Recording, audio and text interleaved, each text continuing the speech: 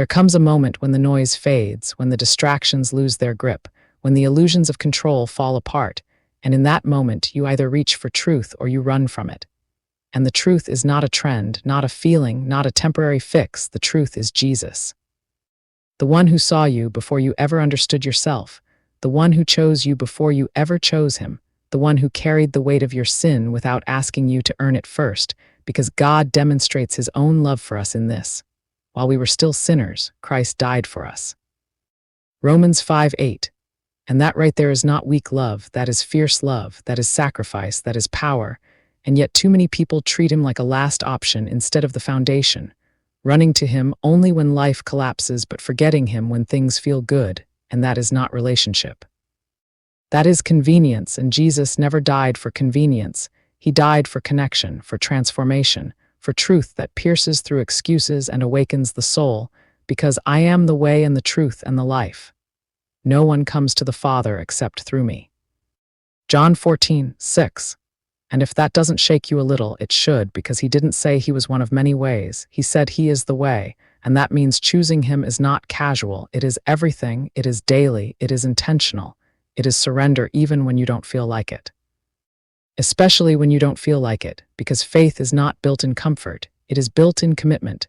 And some of you are asking God for blessings while ignoring his voice, asking for peace while feeding chaos, asking for direction while refusing to slow down and listen. But the word says, draw near to God, and he will draw near to you. James 4:8. Not halfway, not occasionally, but intentionally, consistently, truthfully, and that means opening your heart even when it's messy, even when it's tired, even when it's confused, because he already knows. He knows your thoughts before you speak them, your fears before you admit them, your struggles before you understand them. For the Lord searches every heart and understands every desire and every thought. 1 Chronicles 28:9. So there is no hiding, no pretending, no performance that impresses him, only honesty that invites him in. And here is where it gets real. You cannot expect God to prioritize you if you refuse to prioritize him. You cannot ask him to show up while you keep him at a distance. You cannot treat him like a tool and expect him to respond like a father, because he is not here to be used. He is here to be known, loved, and followed.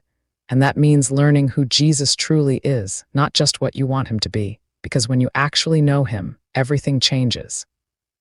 Your choices change, your mindset shifts, your reactions soften, your purpose becomes clearer. Because seek first the kingdom of God and his righteousness, and all these things will be added to you. Matthew 6:33. Not the other way around, not after everything else, but first. And some of you are tired because you've been doing life backwards, chasing everything except the one thing that sustains you, trying to fill spiritual emptiness with temporary fixes, and wondering why it never lasts. But hear this clearly, without him, nothing will remain amazing. It might look good for a moment. It might feel exciting for a season, but it will not last. Because anything built without him eventually falls, and that's not punishment, that's truth. And truth is love even when it's uncomfortable. So don't wait for things to fall apart before you look for him. Don't wait for heartbreak, for loss, for confusion. Look for him now. Look for him when life feels steady, when things seem fine, because real faith is not reactive. It is consistent. It is rooted. It is alive. And if you want him to give you time, then give him your time. If you want him to speak, then be still long enough to hear him. If you want his presence, then make space for him, because he is not distant. He is waiting, and you will seek me and find me when you seek me with all your heart. Jeremiah 29:13. Not part of it, not when it's convenient, but all of it, and that is where transformation begins. That is where strength rises. That is where peace becomes real.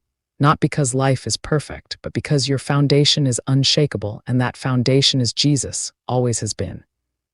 Always will be. Please follow my page so that you don't miss what's coming next. Please feel free to like, share, and comment. Let's spread the light. Thank you so much. With love always, Maria DC Santiago.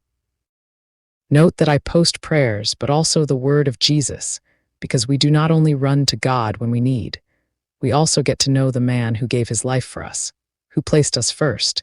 And he knows when your heart only look for him, even when things are bad and not amazing. Understand that without him, nothing will remain amazing. Before you ask him for anything, also learn about him. Otherwise, you are just using him and taking advantage of him, and he will not listen to prayers from an empty soul. He knows you. He knows what you are thinking, feeling, and deciding. If you want him to give you time, then dedicate time for him.